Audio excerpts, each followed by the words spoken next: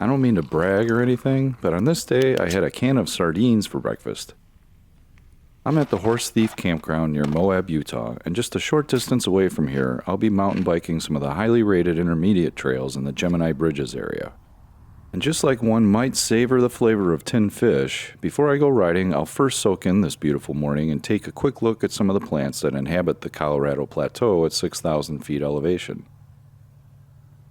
Throughout much of the western U.S. at elevations between 45 and 7,500 feet, you'll find the pinyon juniper biome, an open forest dominated by low, bushy evergreens.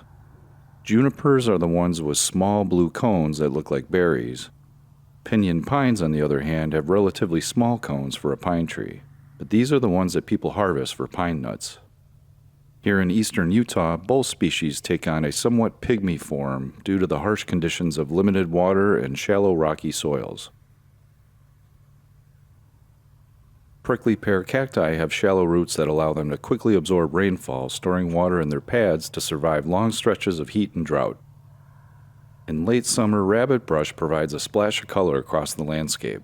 It's often confused with sagebrush since both are medium-sized shrubs covered in gray woolly hairs. The key differences are rabbit brush lacks sagebrush's strong aromatic scent, and its leaves are not lobed.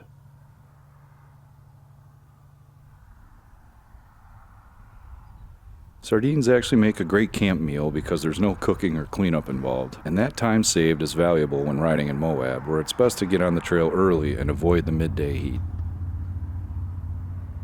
Okay, for my second and final day here at Moab, I came to the Gemini Bridges area. I'm going to eventually get to Bull Run, and that's going to be my general down, and then I'm going to climb back up Getaway, or the service road if I'm completely gassed. I'll start my ride at the parking lot at the corner of Highway 313 and Gemini Bridges Road. From there, I'll technically begin on the Gateway Trail, staying to the right at each of two intersections to reach the Bull Run trailhead. Then, I'll take Bull Run down another 5.5 miles, dropping 750 feet in elevation before it ends. From there, I plan to take Getaway back up to the parking lot, but if needed, I can always take the road as an easier option.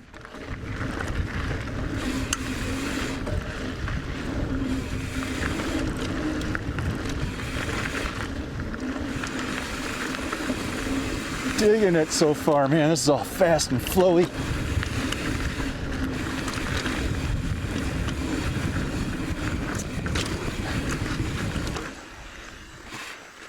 There's our smiley face.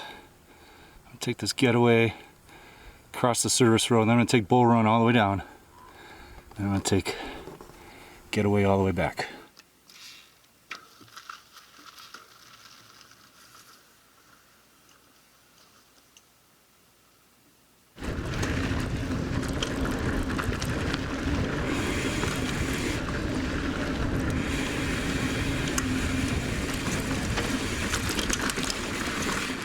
Wow, a lot of fun so far.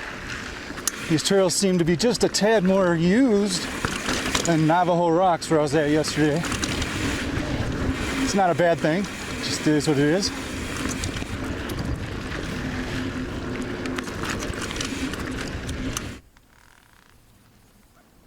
Helpful signs everywhere. Bull Run on the way down, blue-black. Getaway for the way up, blue-green. Okay, blah, blah, blah. Let's hit it.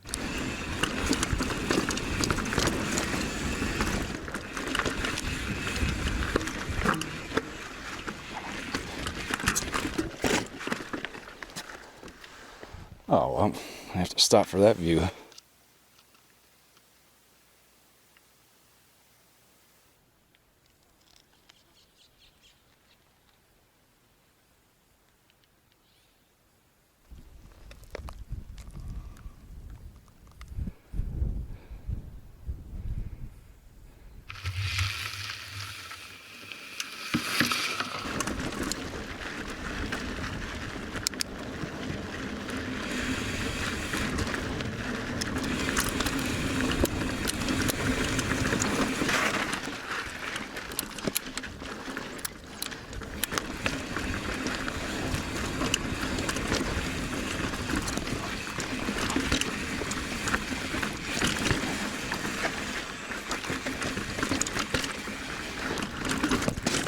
Wow.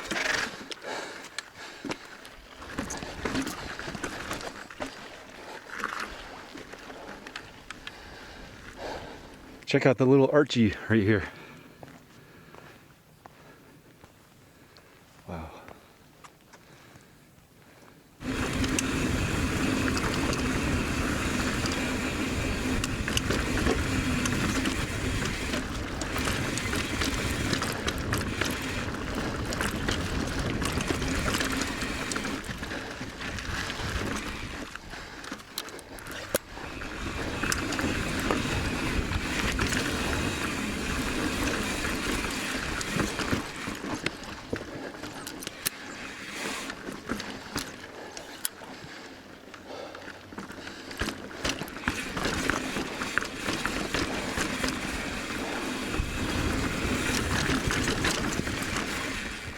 First climb with my hooves today.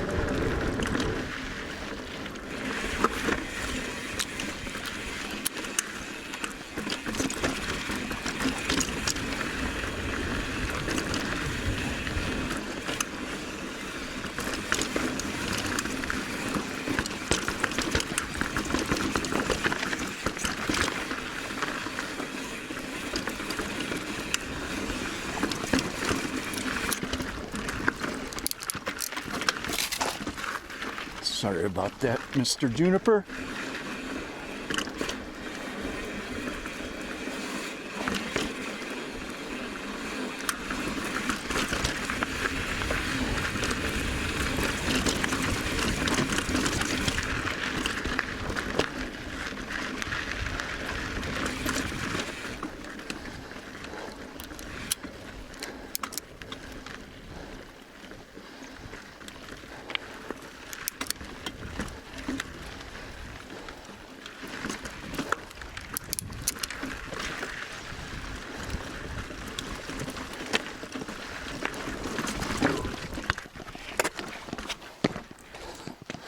Almost.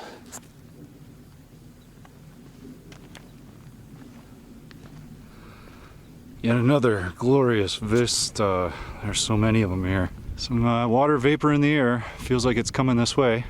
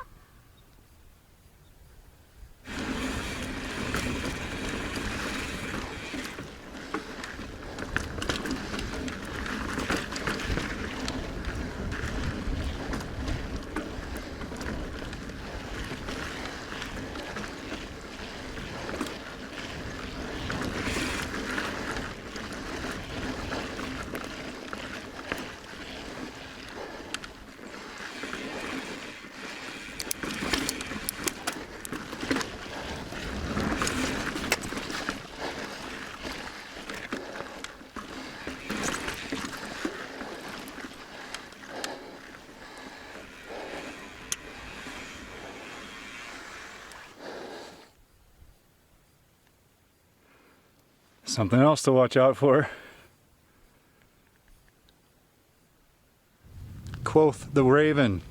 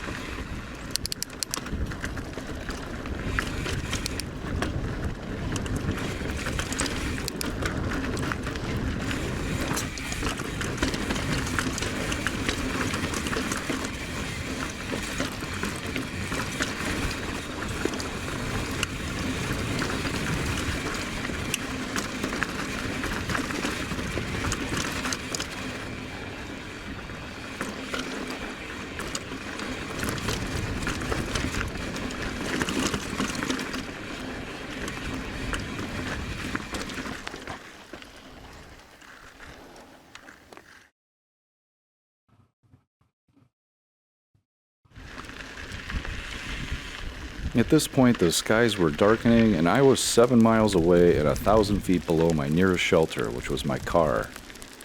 I still had enough energy to follow my original plan and take Getaway back up to the parking lot, but I wasn't sure I had the time. Multiple storms were strafing the area, so I opted for the easier route back, the road. As I climbed, the edge of one storm spat a few hail pellets at me. I was lucky it wasn't a direct hit. It was clear my mountain biking fun was over for the day. I needed to be somewhere with shelter.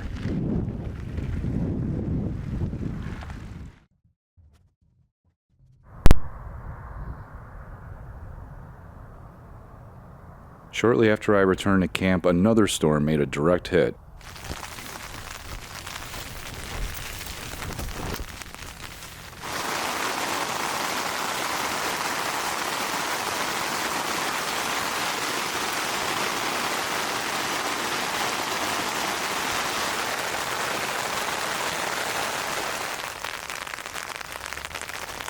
I would not have wanted to be stranded outside in rain that heavy. Another good decision was taking the time to anchor my tent. It could have blown away.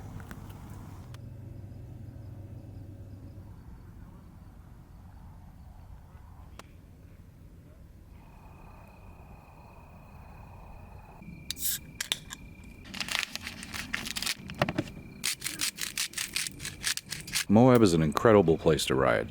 The unique landscape and wide open views are unlike anywhere else I've been.